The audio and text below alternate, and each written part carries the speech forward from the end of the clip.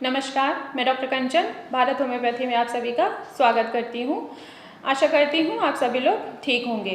तो चलिए आज बात करते हैं एलर्जी राइनाइटिस के बारे में। बहुत ही कॉमन है जो कि हर किसी को है, क्योंकि जिनको भी है वो किसी न किसी तरीके की एलर्जी से वो सफ़र कर रहे हैं। एलर्जी राइनाइटिस नाक में होने वाली प्रॉब्लम है जिसमें एलर्जी के वजह से नाक में दर्द होना स्टार्ट हो जाता है और वहाँ पे इन्फ्लामेशन होती है, म्यूकस का प्रोडक्शन होता है और सांस लेने में डिफ़िकल्टीज होनी स्टार्ट हो जाती है। ये एलर्जी डस्ट पार्टिकल या पोलन ग्रेन्स यानी कि फूलों के परागन या एनिमल डेंडर यानी कि जानवरों के स्किन की शेडिंग, स्मोक या केमिकल के वजह से भी हो सकती है। तो चलिए जानते हैं आखिर एलर्जी राइनाइटिस के सिम्टम्स क्या क्या हो सकते हैं। एलर्जी राइनाइटिस के सिम्टम्स जो है वो कॉमन कोल्ड से बिल्कुल सिमिलर ही होते हैं। इनमें सबसे पहले क्या होगा कि नाक से पानी आना स्टार्ट हो जाएगा, नाक में खुजली होगा, नाक जो होगा वो ब्लॉक होगा, एक नाक खुलेगी, एक नाक बंद होगी। जब भी आप रात में सोएंगे तो जिनको भी ज़ुकाम होगा वो उनको प्रॉब्लम आएगी कि उनको रात में ही ज़्यादा डिफ़िकल्टीज़ होंगी सांस लेने में। नाक में खुजली होना, आँखों में खुजली होना या आँखों का लाल हो जाना और सर दर्द होना, ये सारे सिम्टम्स जो हैं वो इंडिकेट करते हैं एलर्जी राइनाइटिस के तरफ।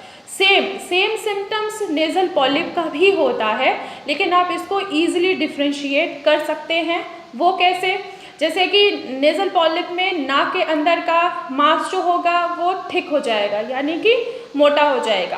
पर एलर्जी राइनाइटिस है अगर किसी भी पेशेंट को, तो उसमें नाक के अंदर किसी भी मांस का स्ट्रक्चर्स आपको शो नहीं करेगा।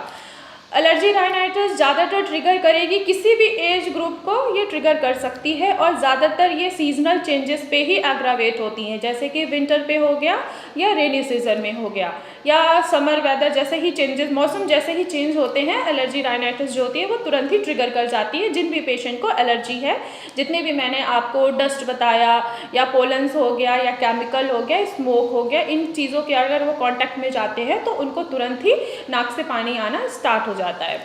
तो अब आइए चलिए बात करते हैं कि आखिर इसके पीछे का रीज़न्स क्या है, आखिर क्यों होता है। एलर्जी राइनाइटिस उनमें सबसे ज़्यादा देखा जाता है जिनका इम्यून सिस्टम बहुत ही ज़्यादा वीक हो गया है, क्योंकि वीक होने के वजह से जो उनका डिफेंस सिस्टम है वो बैक्टीरिया, वायरस और फंजाई से अपने आप को डिफेंस नहीं कर पाता है, जिससे नेज़ल कैविटी के थ्रू ये एंटर कर जाते हैं और नाक में म्यूकस का प्रोडक्शन होना स्टार्ट हो जाता है, वहाँ पे इन्फ्लामेशन स्टार्ट हो जाती है, पेन होना स्टार्ट हो जाता है और सांस लेने में भी डिफ़िकल्टी आने लगती है। तो ये रहा रीज़न्स। अब आइए बात करते हैं कि आखिर इसको कंट्रोल कैसे किया जा सकता है। कंट्रोल बहुत ही अच्छे तरीके से किया जा सकता है, बहुत ही इसका इजी वे है। अगर आप कंट्रोल करना चाहते हैं तो फर्स्ट ऑफ ऑल पहले अपनी डाइट पे आपको कंट्रोल करना होगा। अगर आप अनहेल्दी डाइट ले रहे हैं तो आपको अनहेल्दी डाइट के बजाय एटलीस्ट अपने डाइट में प्रॉपर मील यूज़ करिए, जिसमें मिनरल्स बहुत ज़्यादा हो, विटामिन ज़्यादा हो, प्रोटीन जो है वो बैलेंस में लेके चलिए, तो आप अपने एलर्जी राइनाइटिस को कंट्रोल में कर सकते हैं। दूसरा, अगर इसको कंट्रोल करने का तरीका मैं आपको बताऊं तो वो है कि आप जैसे कि डस्ट पार्टिकल में जा रहे हैं या डस्ट में जा रहे हैं, धूल मिट्टी में जा रहे हैं, या तो आप अपने फेस को कवर करके जाइए, मास्क यूज़ करिए।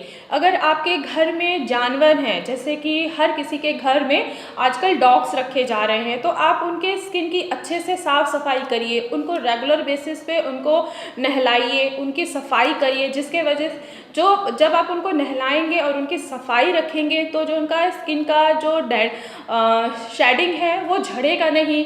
जब वो झड़ेगा नहीं तो आपको प्रॉब्लम क्रिएट नहीं करेगी। जिन भी पेशेंट को एलर्जी राइनाइटिस है और वो उनको नाक से पानी आ रहा है या सांस लेने में तकलीफ हो रही है, तो आप स्टीम यूज़ कर सकते हैं। बिल्कुल, स्टीम जो होगा वो बहुत ही आसान तरीका होता है एलर्जी राइनाइटिस को कवर करने का, यानी कि क्योर करने का। आप ये सारी चीज़ों को अपनाइए और आपकी एलर्जी जो है वो पूरी तरीके से ठीक हो सकती है। जो भी लोग एलर्जी राइनाइटिस से काफ़ी लंबे समय से सफ़र कर रहे हैं, जिनकी प्रॉब्लम क्रॉनिक हो चुकी है या एक्यूट भी है, वो भी भारत होम्योपैथी में मैं उनका स्वागत करती हूँ। वो भारत होम्योपैथी में आके अपना ट्रीटमेंट करा सकते हैं। भारत होम्योपैथी में एक मेडिकल टीम है जो ऑनलाइन आपको ट्रीटमेंट प्रोवाइड की जाती है। आप ऑनलाइन अपनी मेडिसिन अपने घर तक भी मंगवा सकते हैं। अगर आप डायरेक्ट मुझसे मिलना चाहते हैं तो पहले अपनी अपॉइंटमेंट फिक्स करा के आप मुझसे ओपीडी में मिल भी सकते हैं। तो नेक्स्ट वीडियो में आपको मैं फिर से मिलूँगी कुछ नए टॉपिक्स के बारे में, कुछ नए इंटरेस्टिंग टॉपिक के बारे में मैं आपको आगे और भी इंफॉर्मेशन देती रहूँगी। तब तक के लिए धन्यवाद।